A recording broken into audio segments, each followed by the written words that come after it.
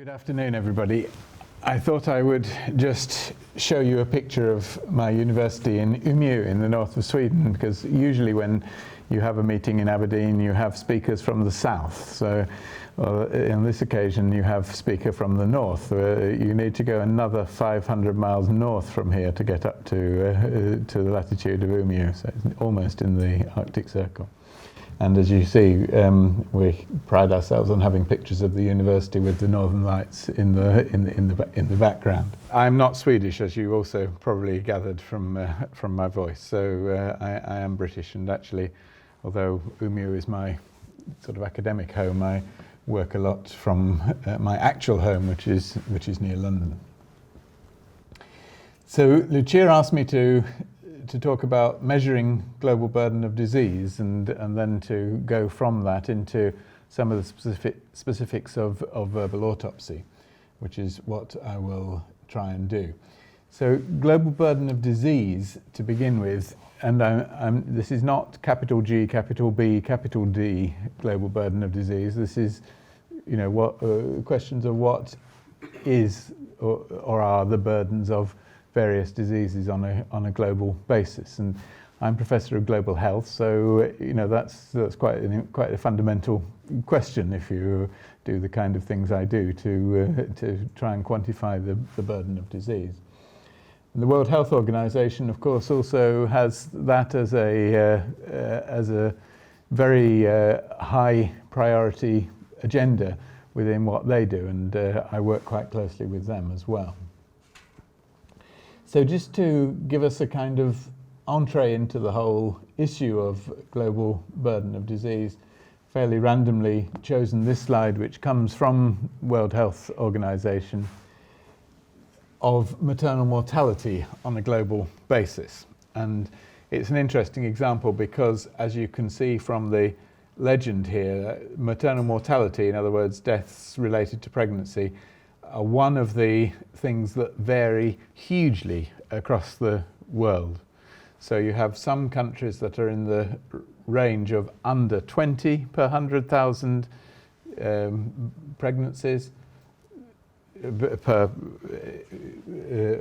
mothers die, right up to other countries where there's more than 1,000 maternal deaths per 100,000 pregnancies. So that's greater than a 1% chance of maternal death related to pregnancy.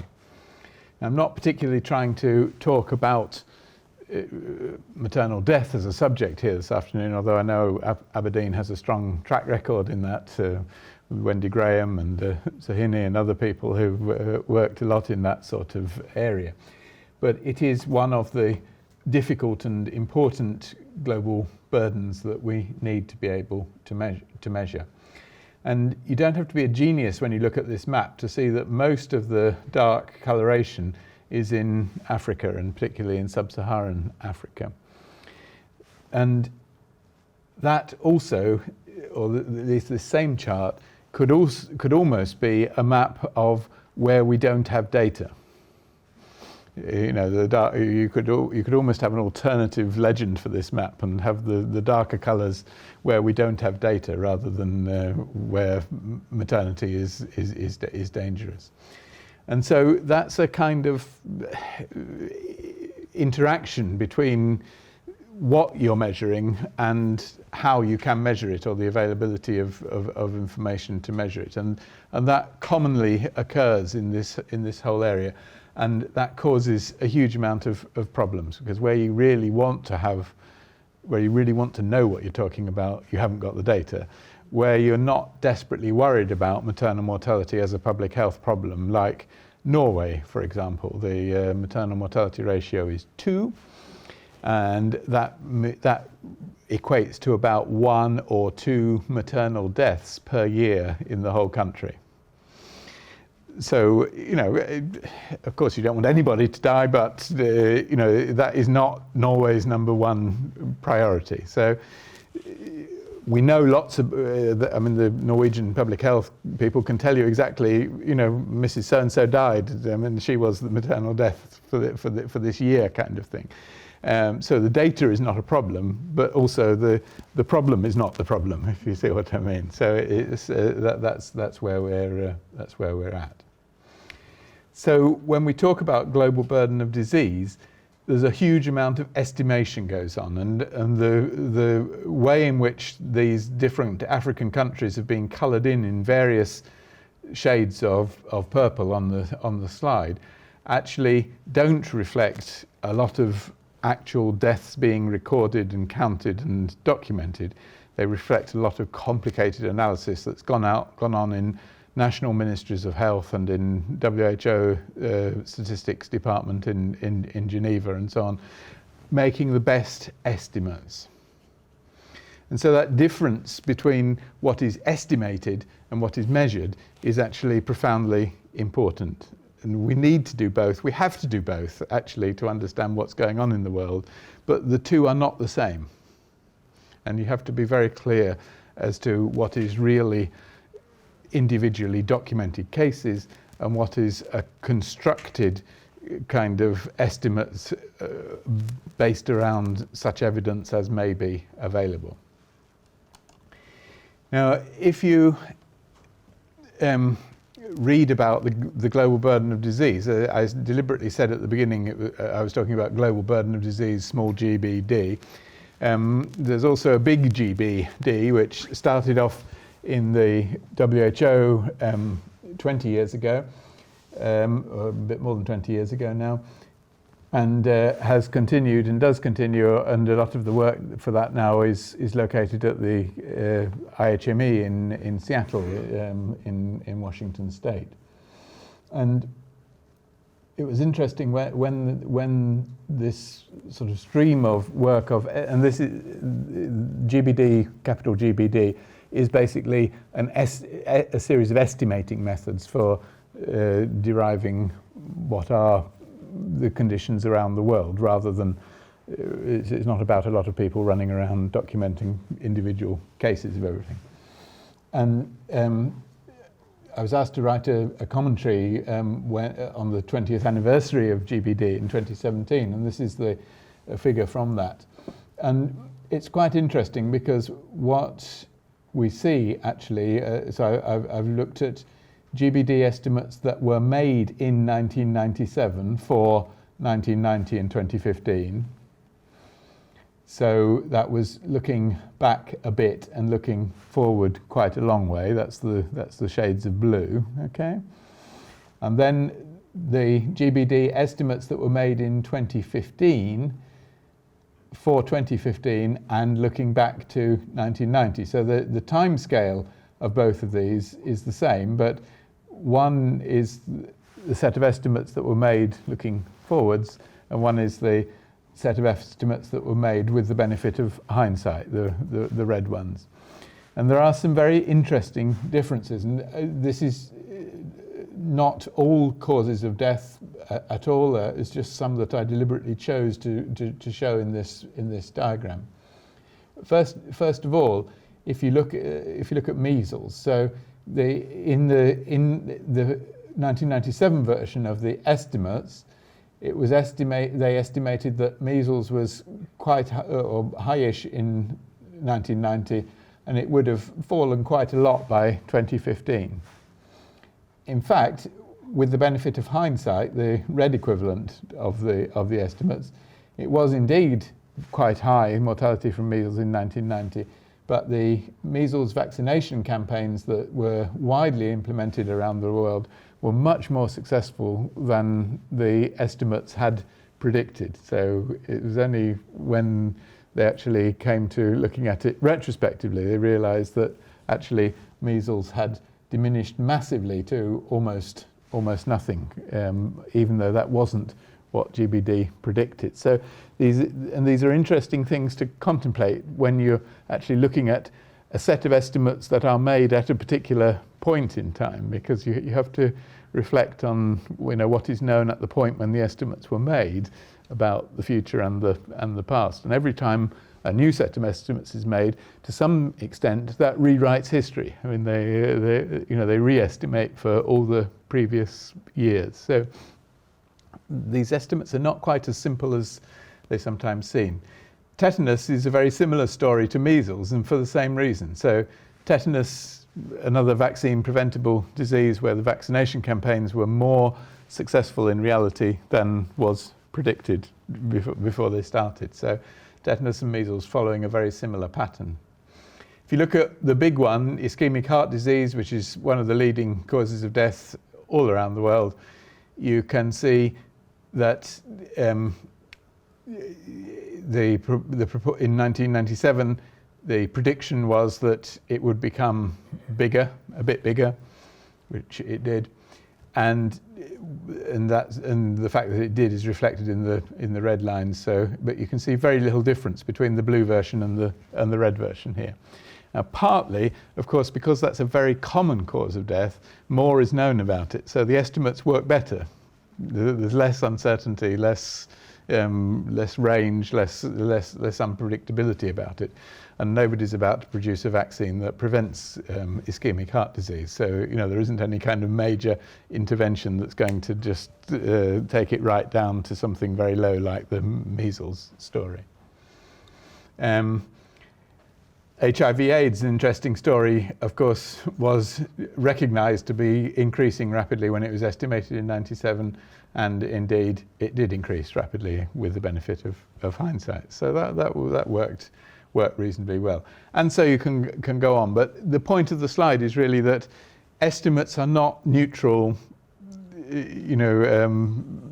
fixed concepts. It depends when the estimates were made and the period for which the estimates were supposed to be covering. You have to think about both of those things actually to understand the validity of any particular estimate. And sometimes, or very often actually, these estimates are used as though they are facts, and they're not facts in the conventional statistical sense. They are estimates. And one of the slight arguments I have with the GBD group in Seattle is they run these very sophisticated and very clever models and produce lots of very interesting figures from them. But rather than calling them estimates, they often talk about GBD results. And I'm uncomfortable with that because they're not actually results in the conventional epidemiological sense of results. They're very valuable, but they are something else. They are estimates. One of the very useful ways of considering any kind of measurement where estimation is involved is to do a co-validation exercise. And this is one particular co-validation exercise in relation to cause of death. And this uses the GBD from IHME in terms of cause of death for a number of African countries. And it also uses direct verbal autopsy data on individual cases that were documented in those same countries at the same time. I'm coming to talk a bit more about what verbal autopsy is, so don't worry about that for the moment. That's the next slide or two. But what is important here is the concept of, if you're not quite sure about something, so we have some questions about the estimation process. We have some doubts about the verbal autopsy process as a concept, which we'll come on to discuss. But the process of the approach of co-validation is actually very useful. And so all we're saying here is that this black line, which is that's not a correlation line, it's a line of equivalence. So it goes, so 1 is 1 and 10 is 10 and 100 is 100 and so on. So in a perfectly organized world, all of the spots would be on the line. And clearly they're not quite, but also they're not a million miles off the line. And you can calculate a concordance correlation coefficient. It's called a special type of correlation coefficient if you want to measure that. But what's important is the principle that you do two completely different processes starting from absolutely different material, independent methods, independent sources, and both of those processes are trying to get at the same thing. So in this case, the proportion of causes of death from different causes. And if they are quite well correlated, and these are generally speaking quite well correlated, it doesn't mean that either method A or method B is correct in absolute terms, but these are two hugely complicated methods on massive data sets, and the fact that they come out correlated by chance is microscopically small. I mean, it's not credible that they would come out highly correlated just by chance when you're doing things in a totally different way. So it doesn't give you any sense of which is better or which is worse, just that they're highly similar, and that actually gives credibility to both methods. And that's quite a useful approach, I think, when you're dealing with highly uncertain data. So the idea of verbal autopsy, I should explain in a bit more detail. What it really means is that in places where deaths are not certified and where death certificates with cause of death are not issued, and some of you will be familiar with the concept that not all countries register deaths effectively. Others of you may assume that if you come from a country where deaths are all registered effectively, that every country does that. It's not the case.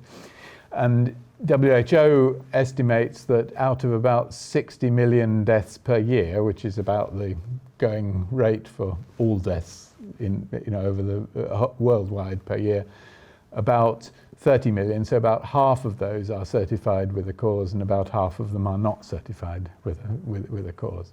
But of course, a bit like the maternal mortality diagram that I showed you, an awful lot of the ones that are not certified are in Africa, Asia, low middle income countries, certainly, because of course a lot of higher income countries, it's a legal responsibility to have a death certificate. You can't bury a body until you've got a legal death certificate, etc. So there are procedures in place to stop that.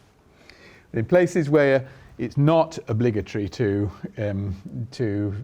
get a death certificate, verbal autopsy is an alternative strategy which is quite widely used and increasingly widely used, where after a death, an interviewer goes to the home of where the death occurred and carries out a structured interview according to a WHO specification with somebody who was familiar with the circumstances of the death. And the WHO questionnaire is quite long, but it's not that complicated. They're basically simple yes/no questions. It's things like, did she have a fever? Was he vomiting? And things like age and sex and all the rest of it. So there's a whole load of questions that are gathered, and from that a cause of death can be derived. And this diagram shows the possibilities that you can find a household at which there is a death, and there's various permutations and combinations around these circles, but basically the idea is that a death is somehow identified. Somebody does the data collection using probably a tablet, because that's the easiest way of handling the skip patterns in this questionnaire, and you then process that to give the cause of death. And so a lot of what I'm now going to talk about is the means by which you can process that information to get a cause of death. I'm not going to say much more about the actual business of doing the interview. I'm more interested in how do you get the cause of death having done the interview. So there's quite a long story to this whole business of getting cause of death from a VA interview. We're now on version 5 of a mathematical model that does that we developed in Umeå. And 5 is not necessarily the all singing, all dancing one, but we're on 5 for the time being. 6 may come. 5 was released in 2018, and there's a BMC medical article about it published in 2019. this just goes to show some of the complexity that's involved. So there's a development phase of the model, which is this part, and then there has to be some kind of testing phase as well. And this is all quite complex and quite difficult to do, because of course you're working a bit blindfolded, in the sense that you're doing this in the first place because you don't know a lot about the cause of death in the places where you're doing it, and so you have to validating it is not an easy process. So there's not really any gold standard that you can use. And to be honest, with apologies to those of you who are medics, physician death certificates are not definitely correct, every one of them. I'm not saying they're all wrong, but there is quite a big uncertainty. So it's not just a question of saying, oh, let's do this where we've got certified causes of death, because that's also not a gold standard. It's not irrelevant, but it doesn't give you a certain outcome. And actually, to be honest, the methodology for verbal autopsy has been more rigorously evaluated, I would say, now than the physician writing of death certificates. So it's an interesting scenario. So we're the method that is supposedly less certain has actually been more strongly investigated in terms of validity than the method that a lot of people assume is the right one. It's interesting. There are a lot of these kind of comparisons that go on, and I'm not going to speak about this in great detail, but it's the same kind of diagram in principle as we had before. So this is part of that same evaluation of the latest INTERVIE 5 model in comparison with the INTERVIE 4 model, because of course on the one hand we need to make improvements when we revise the model, but we also have to be sure that we're not doing something that's totally incompatible with what's gone before. It's like any kind of software upgrade, really. I mean, when Microsoft issues a new Windows, or Apple issues a new iOS or something, you hope that there are good new things in that new release, but you also hope that the things that are already established are not spoilt by the changes that you've made. So this is part of that. And this same paper that I was talking about in BMC Medicine has a lot of nerdy comparisons like this between different versions of different models and so on, justifying that actually the new model performs better, but also is backwards compatible with what's gone before. So let's look at a slightly more practical example, because just talking about models in general isn't terribly fascinating. Although I do spend a lot of my time thinking about that. But we can look at a particular example of an application of verbal autopsy, which is quite interesting. So this is a map of the northeastern part of South Africa. So that's the border between South Africa and Mozambique up there. And this is the Indian Ocean here. So here is part of Mozambique, and this is South Africa. So Johannesburg is way off to the left. It's quite a detailed map.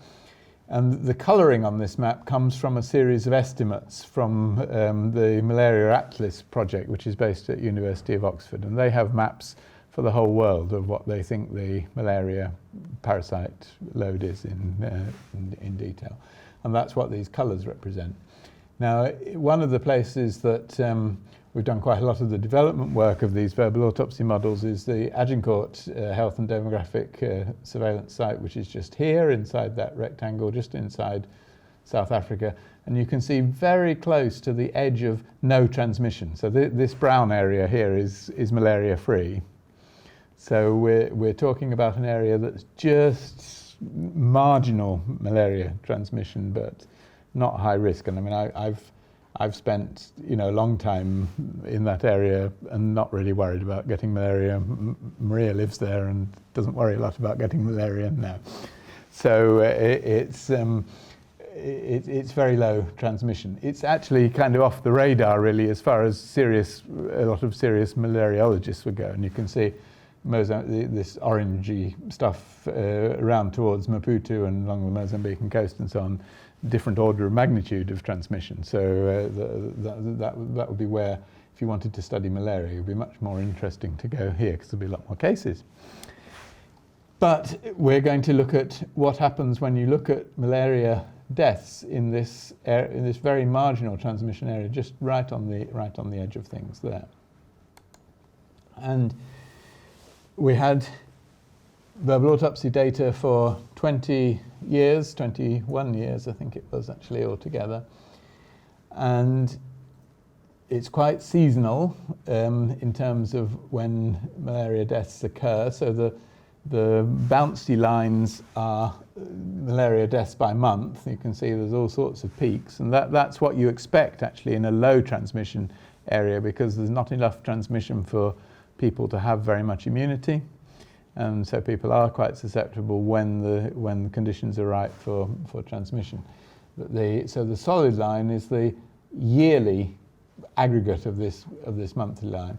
And it's actually quite worrying, because if you look at this, you can see in the early 90s, and we've got data from Agincourt verbal autopsy data for all the deaths going back to 1992, and this is where you begin to see the power of actually having that case-by-case detailed information. There was very little malaria mortality. So this is around the time when South Africa moved into its new democratic era. And about 0.02 deaths per 1,000. And you can see that, okay, it goes up and down a bit, but actually 20 years later, it's 10 times higher than it was at the beginning. Now that's not actually a terribly politically acceptable finding, and it was quite amusing because about a couple of weeks after we published this, Jacob Zuma, who was at that point the president of South Africa, was presented with a special award at the African Union, who at that time was headed by his former wife, Honorary Zuma, with a special trophy for malaria reduction. He obviously hadn't read the paper. Somebody hadn't read the paper. But you know, a tenfold increase in malaria mortality over 20 years is actually quite major. We did quite a lot of analyses in this paper that describes why, and part of that is about weather, changes in long-term patterns of weather, which in climate, partly also about people moving around. There was a point in here somewhere, I think about here, where South Africans no longer needed visas to go to Mozambique. You remember the colour of Mozambique compared with the colour of South Africa? So, and actually a lot of people who live in that area of South Africa have cousins and families and so on living in Mozambique. So there's a lot of social reason to travel. So that was probably a driver as well. And actually, when we looked in a bit more detail, what we did was to analyze the whole thing in terms of individual months and to look at quartiles of temperature. So there were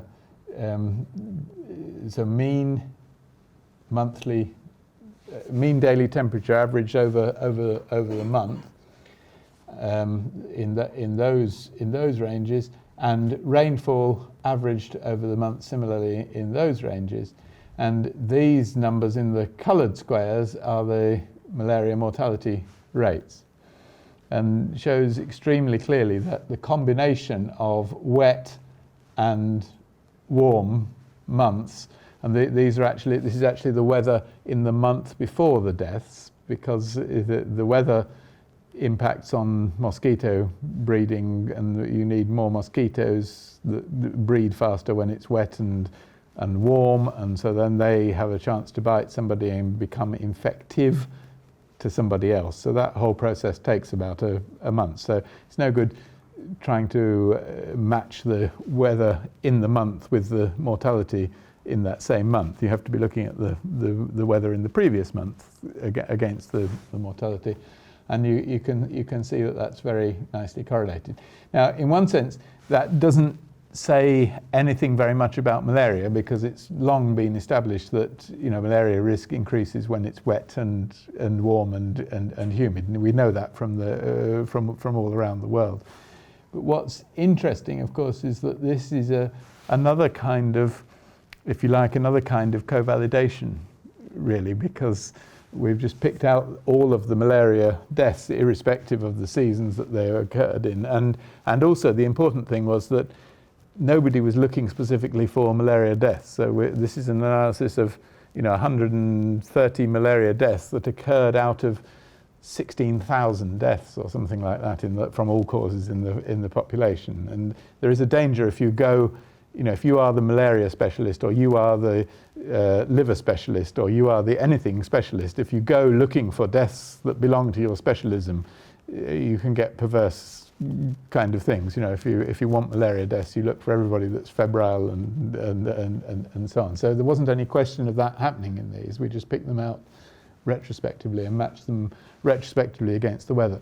And the weather data is very easy relatively easy to do that with now, because there are gridded global models of weather that apply to every 2 kilometre square of the world for every hour of every day of every month, going back for several decades.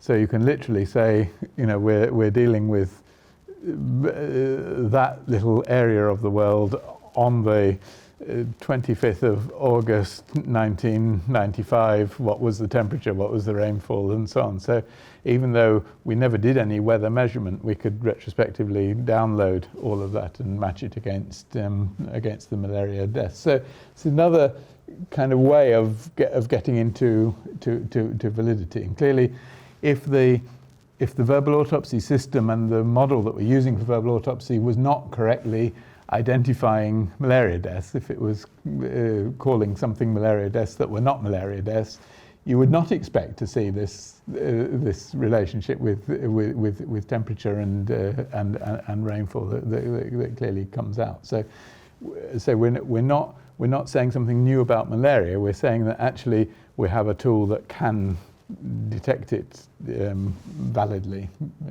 over a large time scale and in a big population. Lastly, I want to come on to an extension to the concept of verbal autopsy. Verbal autopsy was first conceived as something to get at medical cause of death, as I've been describing, and to fill in the gaps where deaths aren't certified. That's been a valuable development. But we also have been asking ourselves the question, Lucia's done quite a lot of work with me on this, what else can we do with this, within this same domain without a lot of extra effort and without collecting extra data and doing a whole lot of additional activities? And we've come up with a new concept called COMCATS, the circumstance of mortality category. And this is meant to be something that we can consider alongside medical cause of death categories, but calculating the COMCATS doesn't change the medical cause of death categories. It's just another way of looking at the same series of deaths. So down this side are the traditional, these are quite crude groupings of traditional medical causes, just to make it kind of visible and fittable onto a graphic. In reality, the verbal autopsy, there are about 65 different categories, but we've grouped them. They're all here, but we've grouped them together just for convenience. And the COMCATS that we've defined and that we're working with at the moment are these 6. So circumstances associated with traditional issues, so use of traditional medicine, for example. Circumstances associated with emergencies, so it can be road accidents or very acute illness, collapsing with heart failure, that kind of thing.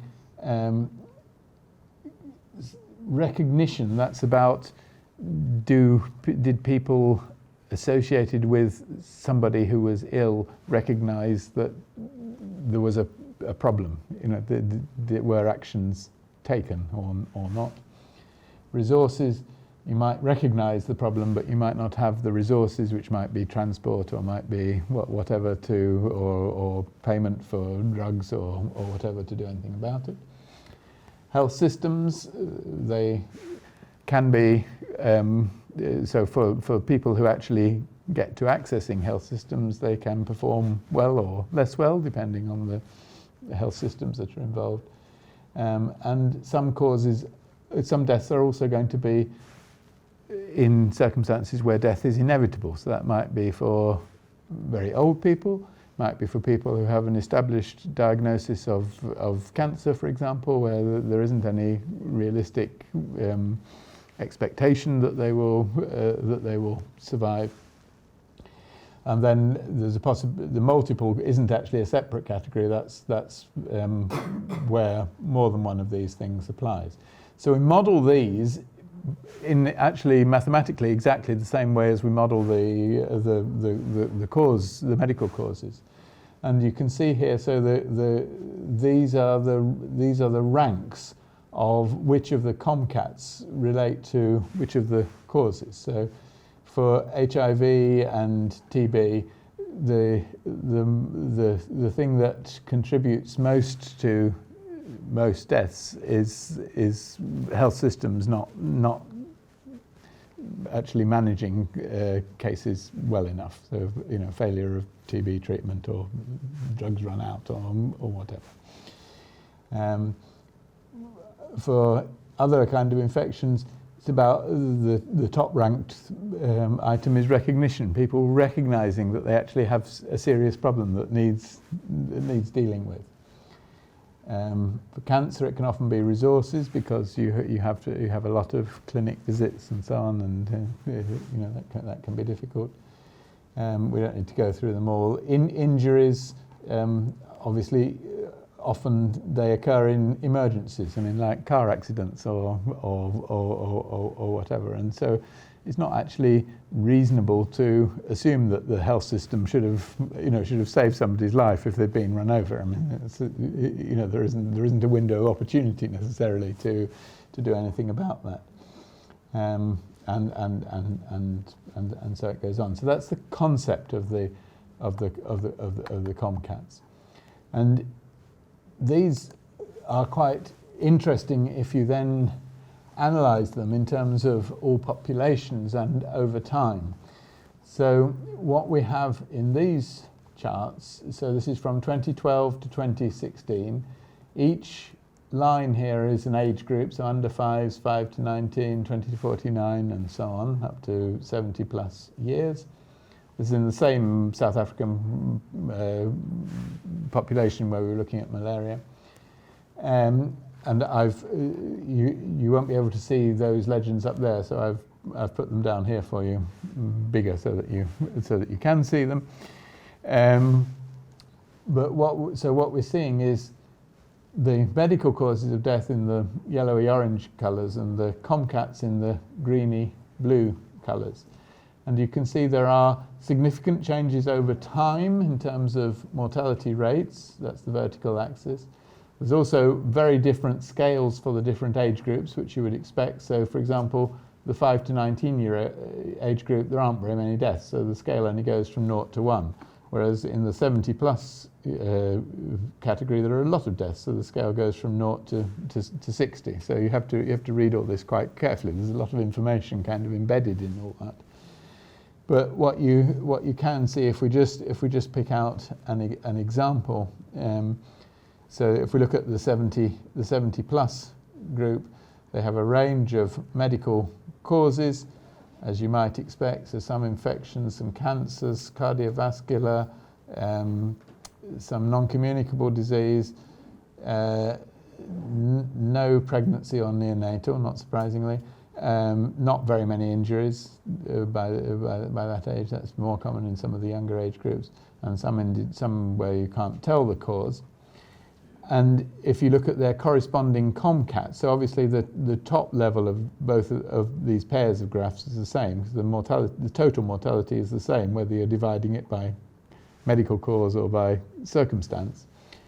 And here, where it's divided by circumstance, you can see in the over 70-year-olds, the biggest single circumstance is inevitability. In other words, in the 70-plus year age group, there are a lot of deaths that nobody can reasonably prevent or avert, or, you know, we all know that. There comes a point when old people do die, where everybody has to die sooner or later. We may in some cases be able to postpone those deaths, but, you know, not ad infinitum. So it's not surprising that inevitability comes into that category. And if you look at these carefully, you can see some other examples that you can reason about like that.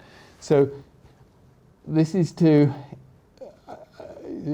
particularly aimed at people who are like provincial health managers, you know, both to see what the trends are, but also to see what's happening, what's changing.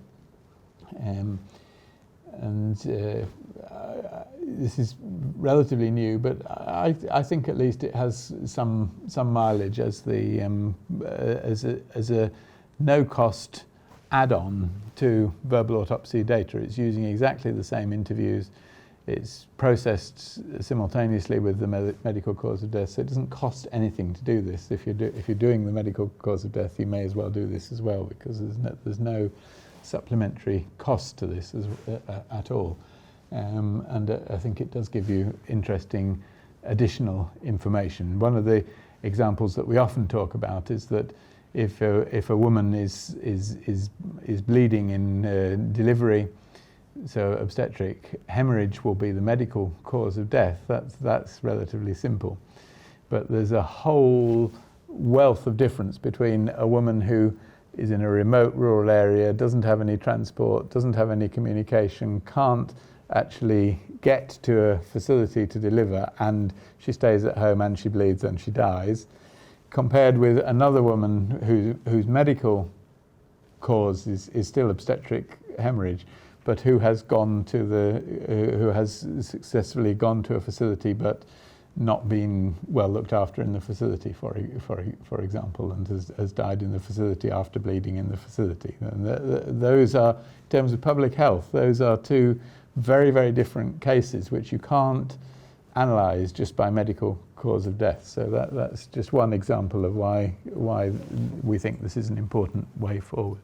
Part of the VA data, whether people went to a facility with their sick child or not, whether the child died in a facility or out of a facility, and what the COMCAT were associated with those. So there were 84 deaths, for example, which were not treated and died out of the facility, but 63% of those 84 were emergency circumstances where, you know, the bad things happen. I mean, that's the message of that. Whereas, you know, there were 127 deaths at the other end that got treatment, were in a facility and died in the facility, and the majority of those were infectious causes. Now, you can't say that facilities should be able to prevent every infectious cause death of a child, but maybe that's something to think about if you were the manager of pediatric health services, for example. Why are there so many children dying from infectious causes? So it's just another way of dicing and slicing the same kind of outputs to give a different perspective on it.